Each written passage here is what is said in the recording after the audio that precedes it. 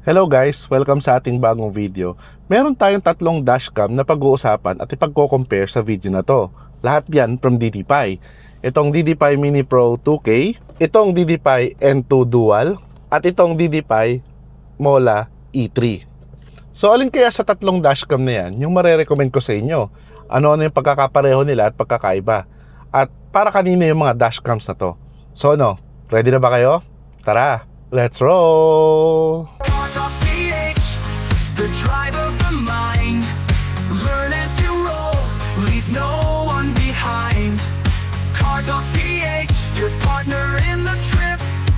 Every story, every ride comes with a legit tip.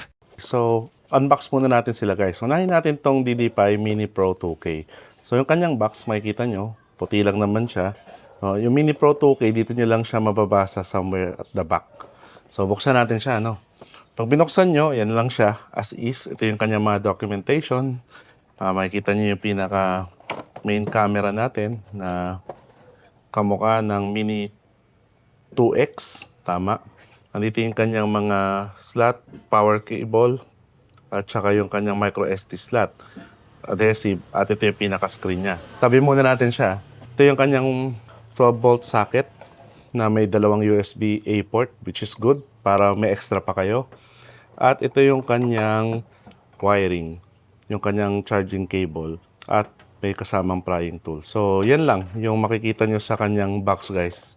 Wala nang iba. Kasi very basic lang talaga itong Mini Pro 2K. Next na i-unbox naman natin itong DDPi N2 Dual. So makikita niyo yung kanyang box, may pagka-black. Medyo may pagka-typical DDPi talaga. Ito yung common na makikita niyo, lalo na sa mga medyo high-end nila na camera, all black. So yun yung tsura ng kanyang box. Madali lang siya, i-open niyo lang dito sa ilalim. Then bubungad sa inyo, yan yung laman niya. Unahin natin itong document sleeve. Nandito yung kanyang extra adhesive at saka yung kanyang electrostatic film. Nandyan na rin. So, ito yung pinaka-camera. Pakunin natin. Yan. Pati yung kanyang screen, ito. May cover pa. Tapos dito yung kanyang micro SD slot. Nandiyan yung kanyang mga buttons sa ilalim. At meron siyang speaker microphone dito. So, tabi muna natin siya. Dahil nga ito ay dual camera, meron siyang rear camera. Ito yung screen. Rotatable yan. May Type-C port siya dito, which is very good. Very nice.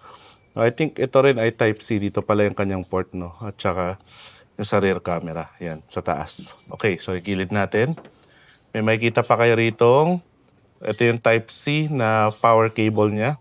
Na USB Type-C. At ito yung kanyang 12-volt socket na may dalawang USB din, kagaya ng sa Mini Pro 2K. And then, ito yung kanyang wire para sa rear camera na mahaba. 2.5mm yung dulo at saka Type-C para do sa rear camera. So overall, yan lang yung makikita natin na laman ng box para sa N2 Dual. Ito yung excited ako, yung Mola E3. Kasi first time nating mag-review nito at saka mag-unbox sa ating channel. So all white siya at alam naman natin, kitang-kita natin yung itsura niya kasi siya ay rear view camera na type. So open natin siya. Dito sa gilid, makikita nyo yung side opening niya. Bubuksan nyo. Then, dual box siya. Ito, pang front lang. So, gilid muna natin. Ito talaga yung pinaka-box niya. So, i-open nyo lang siya dito. Kita nyo. And then, bubungad sa inyo yung documentation. Yan. At nandito yung pinaka-camera niya. Rear view type nga siya, di ba? So, hatakin nyo lang siya kasi nakapackage siya all-in-one dito. So, ganda, meron siyang foam doon, kudos sa DDPi para protektahan yan. So, para makuha niyo yung mga laman niya, kailangan niyo siyang i-antay dito sa original niya na box. So, ito yung manipis lang siya, guys. Yan, ito yung likod. Ito yung kanyang camera. May mga slots siya dito sa taas. At dito yung may mga buttons at microphone siya sa baba. So, gilid muna natin. Tingnan natin, busisiin natin yung laman niya. So, meron din siyang 12-volt socket na kasama na merong double na USB A, na port. Which is very good. Meron din siya rito prying tool na kasama. Meron din siyang, ito yung kanyang power cable na Type-C na USB-A. Meron pa dito, guys. Kunin natin, medyo tight. Nasa isang packaging. Ito yung kanyang rear camera, guys. Buksan natin. Ang kanyang rear camera, pansinin niyo yung itsura niya, guys. Ganyan. So, ito yung usually, kasi nga double purpose to. Hindi lang to rear camera, kundi reverse camera din siya. Nakakabit na siya. So, meron siyang wire na red na itatap ninyo sa reverse light ninyo para sumabay siya. At ito yung kanyang dulo sa dashcam natin ikakabit. So, nakakabit na siya. No? Kailangan nyo na lang siya ikabit mismo yung rear camera. Fully adjustable siya. Tapos, may nakita pa akong bracket dito. Yun. So, may bracket siya. May screw or adhesive. So, kung gusto nyo yung adhesive mounting, pwede. O, supportahan nyo na lang ng screw. No? Which is very nice. So, yun yung yung lahat ng laman niya. So ngayon, after natin silang i-unbox, pag-usapan naman natin yung mga specs ng bawat cameras na to. Unahin natin tong DD5 Mini Pro 2K. Naka-review na tayo nito nung nakaraan. So kagaya ng sabi ko sa inyo, 2K yung kanilang maximum resolution lahat. So ito rin, 2K yung kanyang max resolution. At f2.0 yung kanyang aperture. Meron din tong rotatable lens, no? Yan, kaya kahit anong angulo, mape-perfect ninyo sa kanya. Meron din itong Night VIS 2.0 technology, no, AI assisted technology ng DDPi. Kaya sa gabi kahit f2.0 siya, nakakatulong 'yon para i-improve yung kanyang footage during night time. Ang storage nito, supported nito up to 256 gig na micro SD card. Super capacitor din yung kanyang battery, kaya goods na goods sa hot weather sa Pilipinas. At supported din ito ang 24/7 parking monitoring through DDPi hardwire kit sold separately. Yon. So, maganda kasi para sa ganitong price range, supported niya yung 24-hour parking monitoring. Next naman na pag-usapan nating specs, itong N2 Dual. So, kagaya ng Mini Pro 2K, 2K din yung kanyang maximum resolution. F2.0 din ito.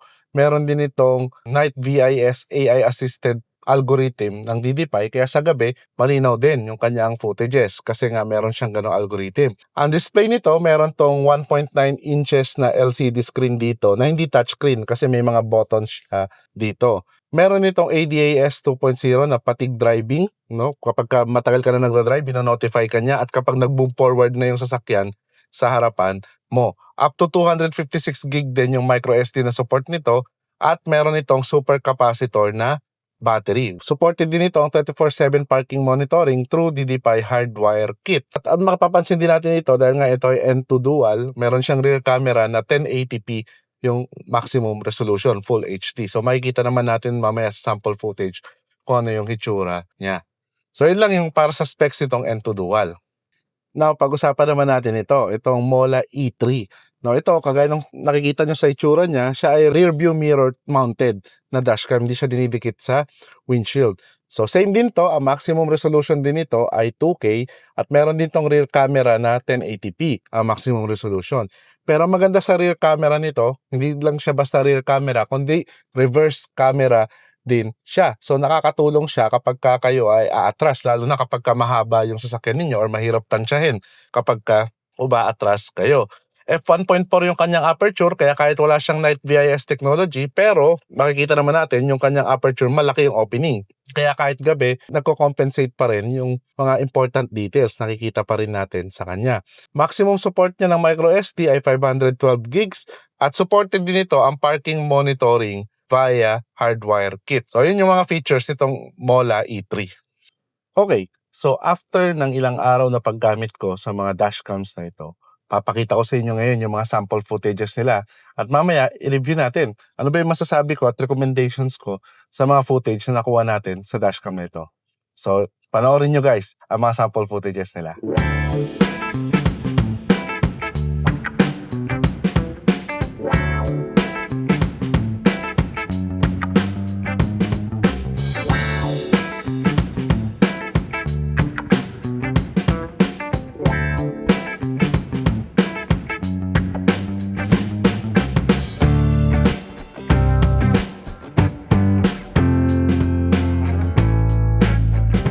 So pag-usapan naman natin ngayon guys, yung mga footages na nakita natin sa mga camera na to. Unahin natin tong si Mini Pro 2K. Well, overall, kita nyo naman sa front camera, talagang okay naman si Mini Pro 2K. Sapat yung mga information na nakikita natin sa kanya, especially during daytime. Lalo na kapag sobrang ganda ng lighting, kaya kahit mga 2 to 3 cars away, kitang-kita natin yung mga important details, yung make and model and saka yung plate number nila. Sa gabi, okay naman si Mini Pro 2K. Sapat pa rin naman yung nakikita natin. Depende na lang sa lighting condition. Kapag kay lighting condition natin ay medyo super dark talaga, aasa to sa headlight natin. So kung maganda yung buga ng headlight natin, very clear and crisp yung makukuha nating details doon sa nasa harapan niya. Pero kapag sobrang dilim ng paligid, expect nyo medyo noisy talaga siya kasi f2.0 lang yung aperture nito. Pero I think overall, usable pa rin naman siya, especially sa mga sobrang dark condition. Magagamit nyo pa rin naman siya. At syempre, given sa price range niya, hindi naman tayo nag-expect ng sobra sa kanya. Kamusta naman to, si N2 Dual? Well, nakita naman natin sa morning, okay na okay din, no?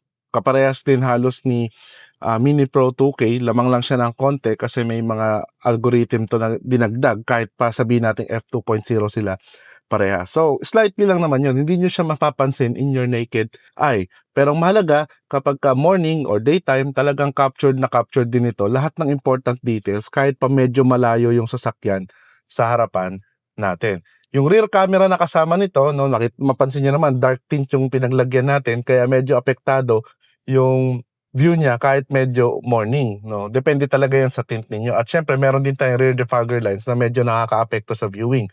So make sure nyo lang na napakaganda dapat yung location kung saan nyo ilalagay yung rear camera nitong N2 Dual kasi nakaka-affect yun sa performance niya.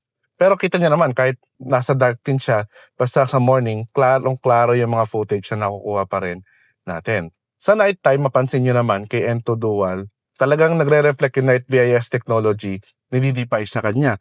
Kasi AI assisted siya. Kaya kahit f2.0 siya, medyo malaki yung diferensya niya sa night footages compared kay Mini Pro 2K. No, kahit parehas pa silang f2.0 yung aperture nila. Mas malayo yung nakukuha niyang details, no? Kahit medyo dark na yung condition, basta okay na okay yung headlights ninyo, mas marami siyang nakukuhang details at less noisy yung footages ni N2 Dual. Yung rear camera niya, syempre, di naman natin talaga super expected na magiging sobrang ganda yan. Actually, depende talaga yan sa kung saan nyo siya ilalagay. No, sa akin, naka-apekto yung dark tint ko sa likod, kaya medyo nag-struggle ng konti itong N2 Dual sa mga night footages natin. Pero kahit naman pansin nyo, no, kahit medyo nag-struggle siya, nakukuha pa rin niya yung mga important details like yung plate number nung eksaktong sasakyan na nasa likod ninyo. So, kung ilalagay nyo siya sa mas lighter yung tint at walang rear defogger, I guess or I think talagang mas magiging mas maganda pa yung makukuha niyang footage during nighttime. Ngayon, ito naman. Kamusta naman ito si Mola E3? Nung nakita natin, ito yung may pinakamalaking aperture sa tatlong camera na pinag-compare natin. So kapag ka daytime footages talaga, kitang-kita nyo, napaka-clear niya. Kuhang-kuha lahat ng mga details kahit pa saan. Basta nakaka-capture ng kanyang lente, makikita natin kuhang-kuha lahat ng mga important details ng mga sasakyan nasa harapan natin. So walang problema sa kanya. I think kahit pa dark yung tint mo, ito kasing pinagamitan natin, medium tint ito, pero kita niyo naman, di ba? Crisp pa rin yung mga footages niya. Isa pang nagustuhan ko dito kay Mola E3, yung kanyang rear camera, kasi nga ito ay reverse camera na rin. So mounted siya outside ng sasakyan natin sa likod, pinaka-rear. At dahil nasa pinaka-rear siya, makikita niyo, walang nakakaharang na tint, walang nakakaharang na rear defogger, kaya clear na clear yung mga footages na nakukuha natin, lalo na kapag morning. Kitang-kita niyo naman, di ba? Okay na okay. At ang maganda pa sa kanya, guys, dito kay Mola E3, dahil nga touchscreen ito, no, pwede niyong i-adjust digitally yung tilt o yung taas-baba ng ating camera via touchscreen, no? Ang ganda nun. Kasi kapag yung rear camera mo, tingin mo medyo mababa, hindi mo na kailangan bumaba para iangat yon. Kundi kaya mo na siyang kontrolin dito mismo via touchscreen.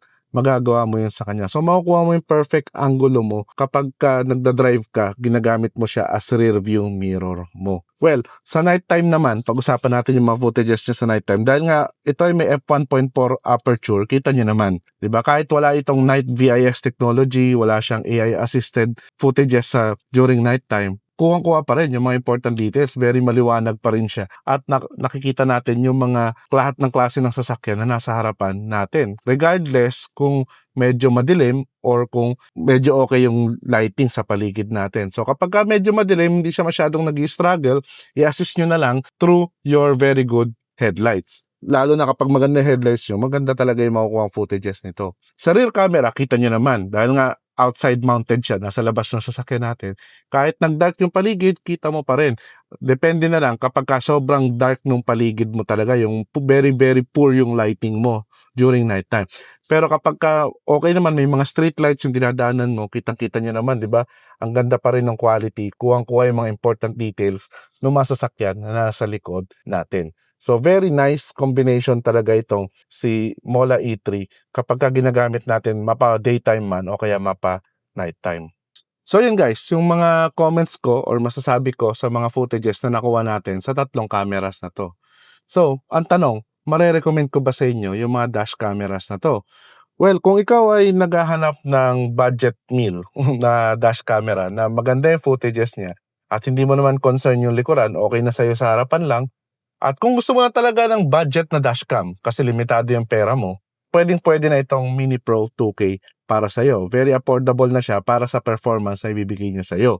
Pero kung kailangan mo ng dual protection harap-likod, lalo na kung ikaw ay nag-grab or lagi mong dinadrive yung sasakyan mo, kailangan mo ng view sa harap at saka sa likod mo, I would recommend i-up nyo ng konti yung budget ninyo para makuha nyo itong N2 Dual. Kasi slightly better to sa nighttime at the same time sa Mini Pro 2K, pero at the same time meron ka pang coverage sa likuran mo at very minimalist lang siya. Kung ayaw nyo lang masyadong maraming clutter sa inyong windshield, bagay na bagay sa inyo to kasi yung design niya hindi siya kumakain ng malaking space. At syempre yung mga footages niya kagaya ng nakita nyo kanina, very acceptable pa rin naman at meron siyang enough na technology para sa price range niya. So yun yung para sa inyo tong N2 Dual. Pero kung gusto niyo naman ng mas malaking camera at the same time meron ding reverse camera, itong Mola E3 yung bagay sa inyo. Kasi ang maganda sa kanya, yung rear view mirror nyo, hindi kayo magdidikit sa inyong windshield. So rear view mirror nyo siya ilalagay kung yun yung type nyo at fully adjustable din naman siya. At syempre kung halimbawa sasakyan nyo, mga van, mga L300, yung mga ganong type ng sasakyan yung mahirap makita yung likod, very helpful to kasi may dashcam ka na, meron ka pang rear view camera na malaking tulong kapag ka nagmamaneuver ka, umatras ka, or kahit nagdadrive ka sa mga tight spaces, diba? Kumbaga, 2-in-1 para sa'yo ito. At syempre, panalo din naman yung mga footages nito kasi harap-likod niya, lalo na yung rear camera niya, walang interference. Kaya talagang makukuha mo yung napakagandang footages or pinaka-max out na kaya niyang i-produce. At ito rin naman, dahil nga f1.4 yung aperture niya, okay na okay din siya. At para sa price range niya guys, surprisingly, nagulat ako sa performance talaga nitong Mola E3. So yun yung recommendation ko sa inyo. So yun lang guys, kung gusto mong bumili nung tatlong dashcam na pinag-usapan natin, yung Mini Pro 2K, N2 Dual, at saka yung Mola E3, lalagay ko yung link sa description o itatag ko sa video na to. Click mo na lang para makabili ka sa official channel or official store ng DD5 at makasigurado kang legit yung mabibili mo na dashcam. At syempre kung nakatulong sa iyo yung video na to, click mo naman yung like button at share mo sa mga friends mo na naghahanap din ng budget na dashcam para sa kanilang sasakyan. At syempre kung hindi ka pa nakasubscribe or nakafollow kay Car Talks PH, click mo na rin yung subscribe button at notification bell para updated ka palagi sa mga latest happenings sa ating channel. So until next videos guys, always remember, drive safe and enjoy!